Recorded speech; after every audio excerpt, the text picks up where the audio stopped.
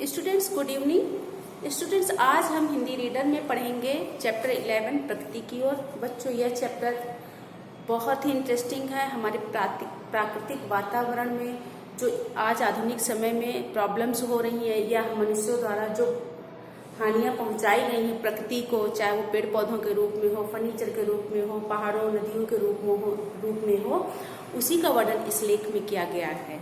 लेखक ने इस लेख में हमें यह बताया कि मानव ने कितनी हानि पहुंचाई है प्रकृति को, और प्रकृति ने हमेशा मानव को कितनी सुख सुविधाएं दी हैं, कितनी अच्छी अच्छी चीज़ें दी हैं, उनके जीवन से संबंधित कितनी सारी उपलब्धियां हमें दी हैं। तो बच्चों इस चैप्टर में हम यही सीखेंगे कि हमें प्रकृति का संरक्षण कैसे करना है, प्रकृति से उत्पन्न चीज़ें जो हमें प्रकृति ने दिया है, अनमोल निधि, अनमोल खजाना, उसका संरक्षण हमें कैसे करना है, और प्रकृति को जो हानियां पहुंच रही मनुष्यों द्वारा उसको कैसे हमें सुरक्षित करना है।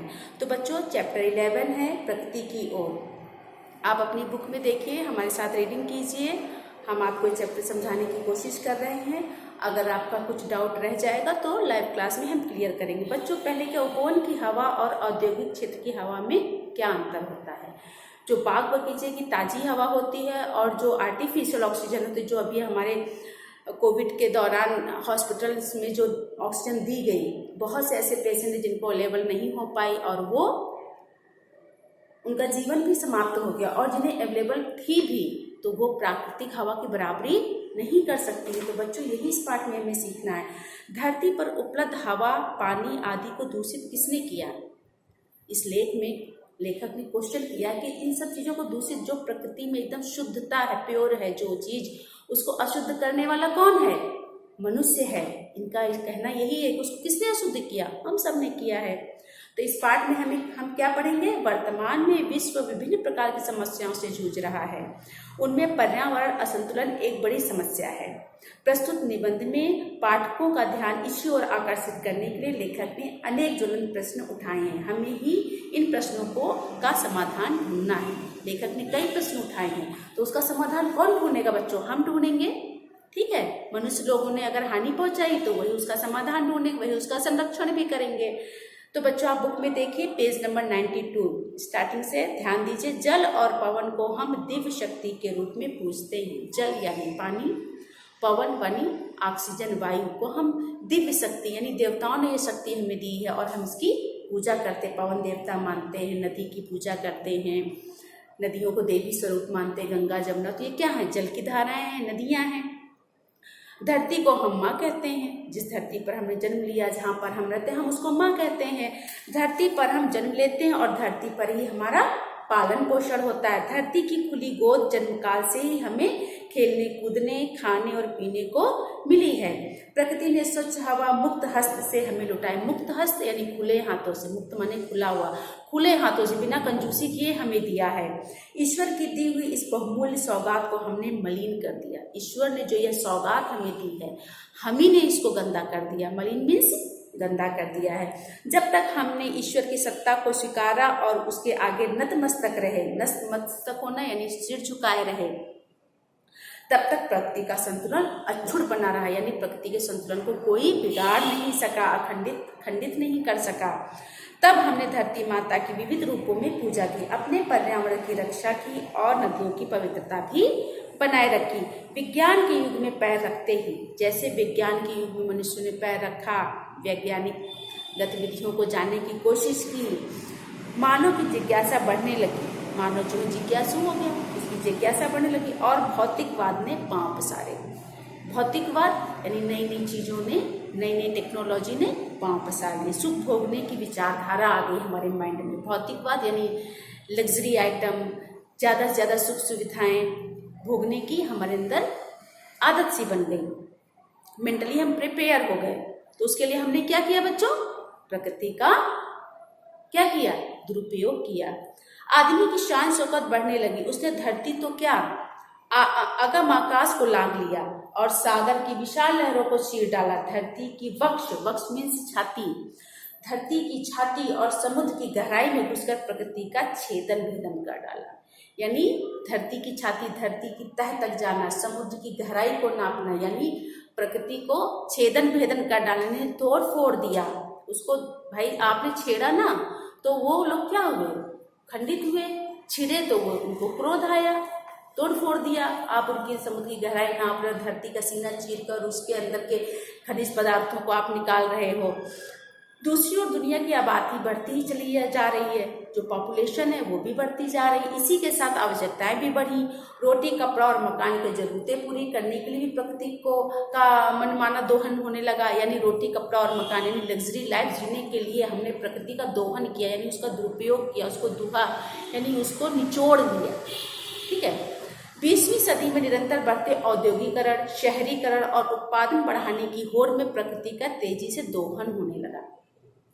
इससे प्रकृति का संतुलन इतनी तेजी से बिगड़ा कि आने वाली पीढ़ियों के लिए यह एक संकट बन गया। आने वाली जो पीढ़ी है उसकी इतना ज़्यादा जब हम दुरुपयोग करने लगे प्रकृति का, तो जो कमिंग जनरेशन है उसके लिए तो बहुत सारी प्रॉब्लम्स क्रिएट हो जाएंगी, बहुत कष्ट उनको झेलना पड़ेगा। आज हमारे पास ना तो पीने को साफ पानी है, शुद्ध वाटर नहीं है, ड्रिंकिंग वाटर जो है क्या हम लोग लेकर मंगा रहे हैं, मिनरल वाटर, बिसलरी की बोतलें खरीदते हैं। और ना सांस लेने को शुद्ध हवा है, शुद्ध ऑक्सीजन भी नहीं रह गई है, क्योंकि जब पेड़ पौधे ही नहीं रहेंगे तो ऑक्सीजन भी नहीं रहेगी। पौधे तो हमें ऑक्सीजन देते हैं।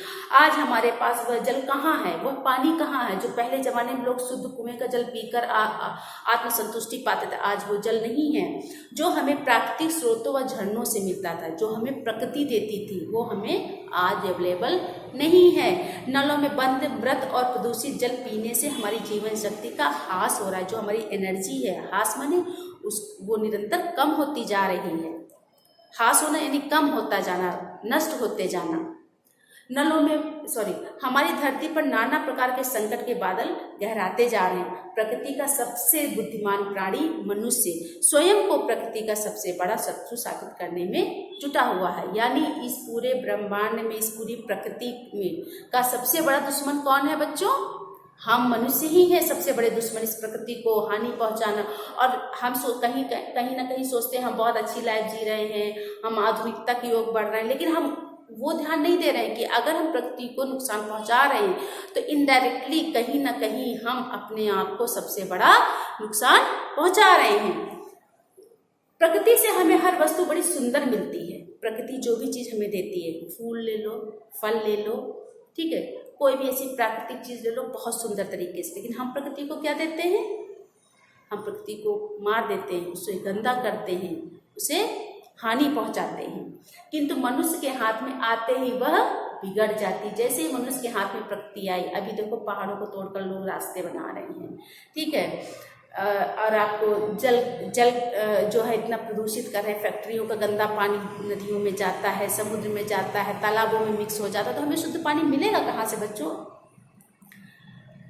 किंतु मनुष्य के हाथ में आते ही वह बिगड़ जाती है। यह बड़ी विडंबना है। प्रकृति के नियमों के विपरीत यानी प्रकृति के नियमों के उल्टा चलकर हम आचरण कर हम अपने लिए संकट मोल ले रहे हैं। हम अपने आप ही मुसीबत बोल ले रहे हैं।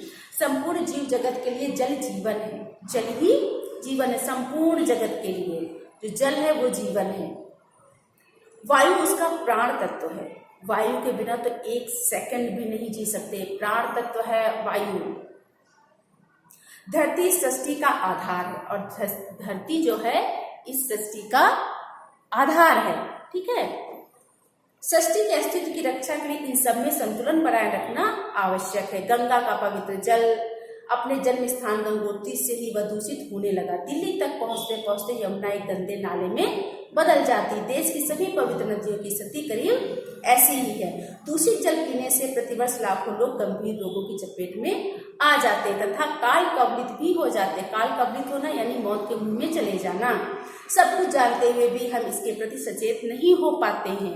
नदी, तालाब, झरना जहां भी जाइए सर्वत्र ही प्रदूषण है। मनुष्य के मनमाने कार्यकलापों से सागर भी कचरे का ढेर बन चुका है। कल कारखानों से निकलने वाले कचरे के अलावा बढ़ती आबादी द्वारा जन चेतना के अभाव में खुले स्थानों या नदी नालों के समीप मल मूत्र विसर्जन करना अथवा शहरों के सीवेज से भूमिगत जल के प्रदूषित होने की चिंता किसी को नहीं है। लोगों का यह बताने की आवश्यकता है कि जिस जल को हम पी रहे हैं वस्तुतः वह पीने योग्य है या नहीं है। तो बच्चों आज हम हाफ चैप्टर ही पढ़ेंगे, नेक्स्ट क्लास में इस चैप्टर को हम कंप्लीट करेंगे। बच्चों ये चैप्टर बहुत अच्छा है, आप इसकी रीडिंग करना। अगर इस चैप्टर यहाँ तक अगर आपकी समझ में कुछ नहीं आता है तो आप लाइव क्लास में डिस्कस कीजिएगा। Okay children, take care.